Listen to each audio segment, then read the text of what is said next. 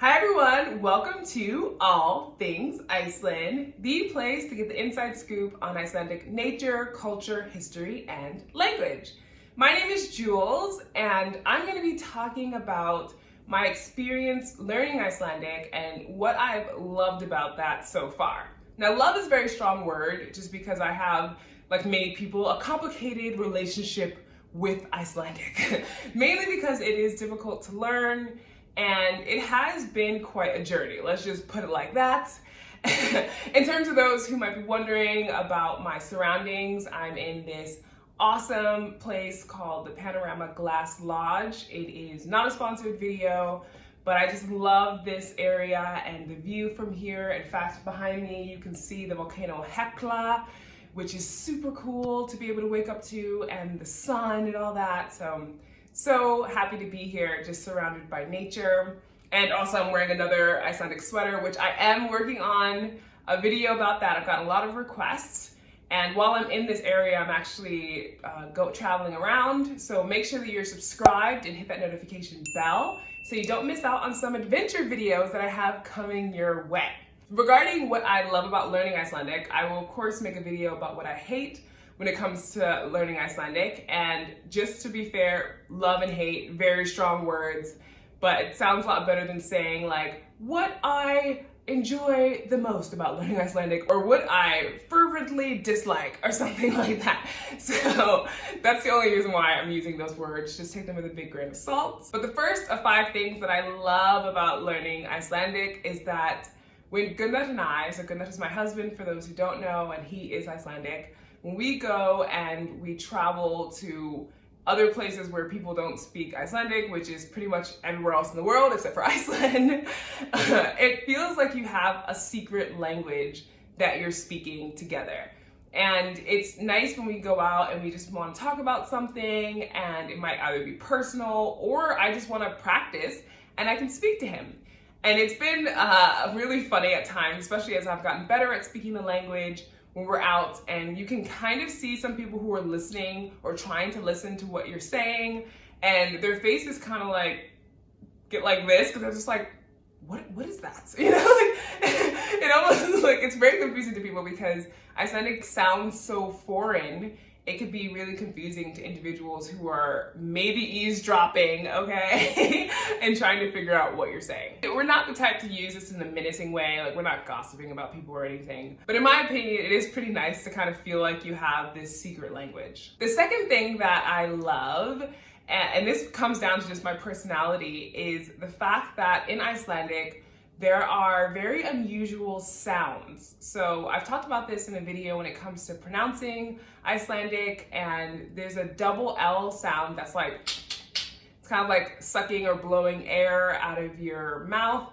And I enjoy trying to mimic these sounds, mainly because they don't exist in English. And also like, it's just kind of a fun exercise for me to expand how I use my mouth when I'm talking. I remember when I was in high school learning Spanish, we were rolling our R's, and in Icelandic, they roll their R's too. It's just like, to me, really fun to have this opportunity to learn different sounds. The third thing I think that's so awesome about learning this language is that you essentially have the tools to be able to read Old Icelandic, because modern Icelandic and Old Icelandic are not exactly the same. The language has evolved, even though it has evolved quite slowly, but at the same time, it's still close enough to Old Icelandic that you can figure out the text. I mean, it's not like just opening a regular book and reading the Icelandic sagas in Old Icelandic and being able to understand it as a modern Icelandic speaker.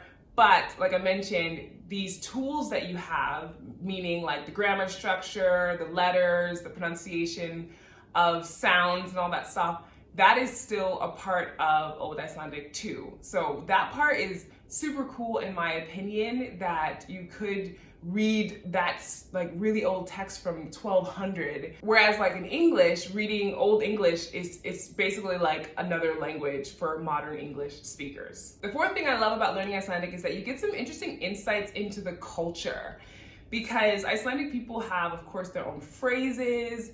They have, and I have like a weird Icelandic word series, which I go over some of those more bizarre phrases, to be fair.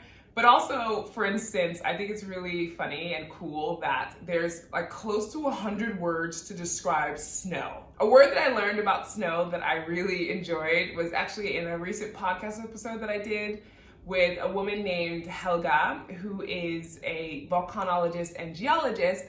And she taught me the word hundslapadriva, which basically means snowflakes that are as big as dog paws, which I think is super cute.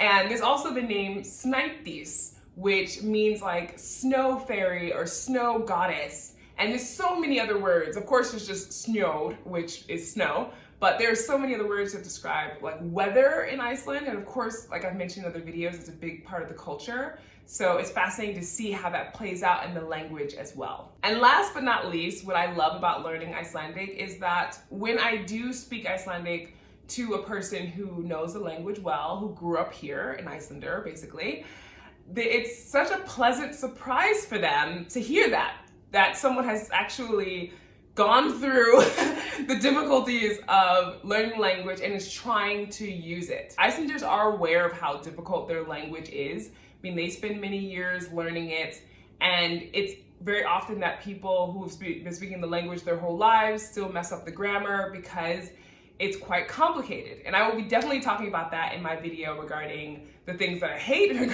learning Icelandic, because the struggle is real sometimes. It can take a lot of studying and learning before you feel like you're at a point where you can hold a conversation in Icelandic with people.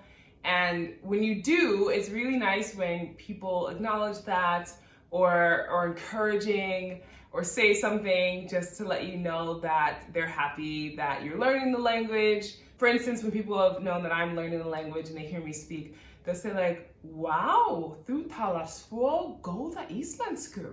And I'm like, oh, thank you. You know, like it's a work in progress.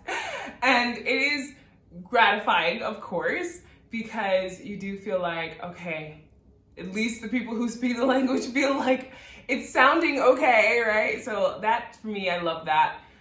Just because the language learning journey for Icelandic, at least for me, has not been like instant gratification, meaning like I'm not feeling like I pick it up that fast where I'm like, oh, no problem, this is super fun. It's like, no, there's a lot of like complexities to it. So it is nice when you just get that encouragement, and I appreciate it. If you're learning Icelandic or any other language, I'd love to know in the comments what you love about learning that language. If you've enjoyed this video, please make sure to give it a thumbs up and share it with anyone who you think would find it interesting, informational, helpful, any of those things. Also, over on the All Things Iceland podcast, I'm doing lots of fun interviews with natives, expats, and I also do solo episodes that really dive deep into different topics regarding Iceland. And you can find that on my website, allthingsiceland.com, on Spotify, Apple Podcasts, Google Podcasts, and pretty much anywhere you can find podcasts. As always, thanks for watching, and I will see you in the next one.